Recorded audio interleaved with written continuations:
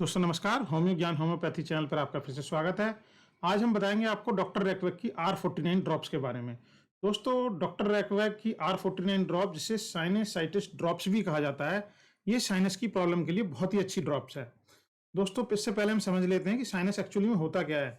Sinus जो है हमारी खोपड़ी में, स्कल में सामने की तरफ एक कैविटी होती है और एक सिस्टम है, एयर फिल्ट्रेशन सिस्टम है जो प्रकृति ने बहुत ही अच्छा बनाया है। ये एक्चुअली में जब हम एयर नाक से लेते हैं, हवा लेते हैं, सांस लेते हैं तो पूरी एयर को क्लीन करके और हमारी बॉडी में डालता है। तो एक तरह से ये नेचुरल फिल्ट्रेशन सिस्टम है।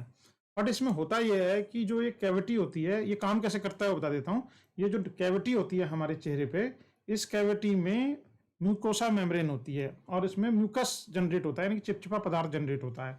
जब हम सांस लेते हैं तो वो पूरी एयर उस चिपचिपे पदार्थ से टच करके अंदर जाती है फेफड़ों में हमारे। तो होता यह है कि एयर के अंदर अगर पोलन है, बैक्टीरिया है, कुछ भी है या वायरस है, तो वो उस चिपचिपे पदार्थ से म्यूकस से चिपक जाता है। और ये म्यूकस जो है, हमारे सिस्टम ऐसा है साइनस का, उस म्यूकस को धीमे धीमे धीमे धीमे हमारे गले, थ्रोट में उसको भेजता रहता है। वो हमारे पेट में चला जाता है तो बैक्टीरिया हो जाके मर जाता है, लेकिन हमारे फेफड़ों में क्लीन एयर जाती है।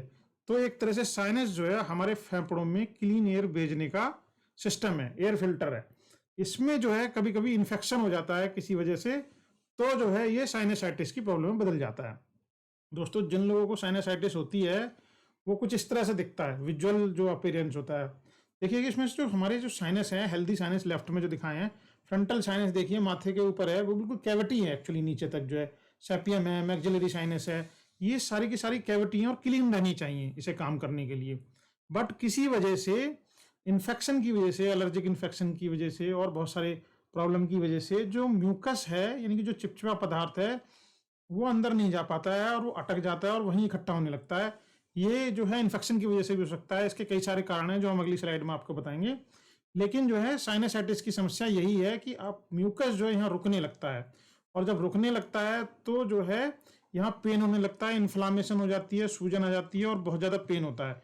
और ज़्यादा इन्फेक्शन हो जाए तो बहुत सारी और भी समस्याएं होती हैं। दोस्तों अगर आप हमारे चैनल में पहली बार आए हैं या आपने अभी तक सब्सक्राइब नहीं किया है तो प्लीज़ सब्सक्राइब जरूर कर लीजिएगा। आइए आगे बढ़ते हैं। दोस्तों जानते हैं कॉजेज के बारे में, होता क्यों है। आपने नोटिस किया होगा किसी भी वायरल इन्फेक्शन में सर्दी खांसी की समस्या हो जाती है, यानी कि जुकाम की समस्या हो जाती है।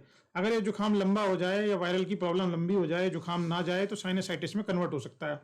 बैक्टीरियल इन्फेक्शन से भी साइनसाइटिस हो सकता है, फंगल इन्फेक्शन से भी साइनसाइटिस हो सकता है, एलर्जिक रिएक्शन जो होते हैं उससे भी साइनस हो सकता है। क्योंकि एलर्जिक रिएक्शन में बहुत ज़्यादा जुकाम क्रिएट हो जाता है और बार बार छींकें आती हैं और एलर्जिक कंडीशन जो है काफ़ी दिन तक चलती है। कुछ मेडिकेशन, कुछ दबाव की वजह से भी हो सकता है, कुछ मेडिसिन ऐसी हैं जिनकी वजह से भी साइनसाइटिस हो सकता है। नासल पॉलीपस भी एक बड़ा कारण है। नासल पॉलीपस में क्या होता है कि एयर पैसेज हमारे जो कंस्ट्रेंट हो जाते हैं, मतलब जगह कम हो जाती है, तो पूरी तरीके से जो है क्लियर नहीं हो पाते हैं जो हमारे एयर नासल जो वे हैं, तब भी जो है ये खतरा बढ़ जाता है साइनसाइटिस होने का। जिन लोगों को डिहाइड्रेशन ज़्यादा हो रहता है उनको भी साइनसाइटिस की समस्या देखी गई है। दोस्तों इसका आप जानते हैं कि ये इसका जो सिम्टम्स क्या है, कैसी फीलिंग होती है जिसको साइनसाइटिस हो जाता है। तो जनरली ये साइन सिम्टम्स का पहला जो बेसिक साइन है वो ये है कि ये खांसी जुकाम से, यानी कि जुकाम से मिलता जुलता है, लेकिन जुकाम जल्दी ठीक हो जाता है और साइनसाइटिस ठीक नहीं होता है।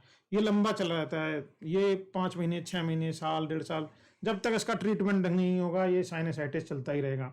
और साइनसाइटिस में नाक बिल्कुल ब्लॉक रहती है, कंजेशन रहता है, नाक निकालते हैं फिर वापस से आ जाती है। ऐसा लगता है कि अंदर कोई बैठा हुआ है जो म्यूकस को प्रोड्यूस किया जा रहा है। एक्चुअली होता भी यही है कि साइनसाइटिस जब इन्फेक्टेड हो जाते हैं तो अंदर म्यूकस, एक्सेस म्यूकस बनने लगता है, और एक्सेस म्यूकस बनने से वो बार बार निकलता है।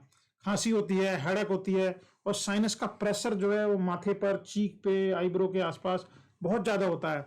और अगर इसको कंट्रोल ना किया जाए तो इसमें इन्फेक्शन बढ़ जाता है और फीवर, बुखार रहने लगता है और फटीक महसूस होता है। और इसके साथ साथ सिर में बहुत दर्द होता है जो कि हेडेक है। ये सारे जो सिम्टम हैं वो साइनोसाइटिस के होते हैं। अब साइनोसाइटिस के लिए डॉक्टर रैकवैक, जो कि एक जर्मन कंपनी है, उसने R49 बहुत अच्छा मेडिसिन बनाई हुई है, सालों से बिक रही है, बहुत ट्रस्टेड है और ये साइनस की समस्या को बिल्कुल खत्म कर सकती है। दोस्तों आप क्वेश्चन ये है कि इसको लेना कैसे है, जल्दी से समझ लीजिए कैसे लेना है। R49 जो है वो आपको दिन में 3 दफे लेना है, सुबह दोपहर शाम। 50 ml गुनगुने पानी में सुबह दोपहर शाम लेना है। जिन भाइयों को साइनसाइटिस की समस्या एक्यूट है, यानी कि पेन बहुत ज़्यादा हो रहा है, किसी को भी है, पेन बहुत ज़्यादा हो रहा है और दर्द हो रहा है और आंखों से पानी आ रहा है, सिर में दर्द हो रहा है, ऐसे केस में, एक्यूट केस में दिन में 4 से 6 दफ़े ले लें, 10 से 15 ड्रॉप, सुबह दोपहर शाम, ऐसे करके आप बांट लें, 2-2 घंटे में 4 से 6 दफ़े ले सकते हैं और जैसे ही आराम लगे वैसे ही घटा करके इसको सुबह दोपहर शाम कर दें, आपकी प्रॉब्लम बिल्कुल ठीक हो जाएगी। दोस्तों एक चीज़ ध्यान रखिएगा, होम्योपैथिक की कोई मेडिसिन खाना खाने के 30 मिनट पहले या बाद में लेनी चाहिए, और खाली पेट तो बहुत ही अच्छी होती है। दोस्तों अगर हमारा वीडियो आपको पसंद आए तो लाइक और सब्सक्राइब जरूर कीजिएगा और हमारे चैनल पर जाकर देखिएगा, वहाँ दूसरे और वीडियो हैं जो आपको फायदा दे सकते हैं। Thank you very much.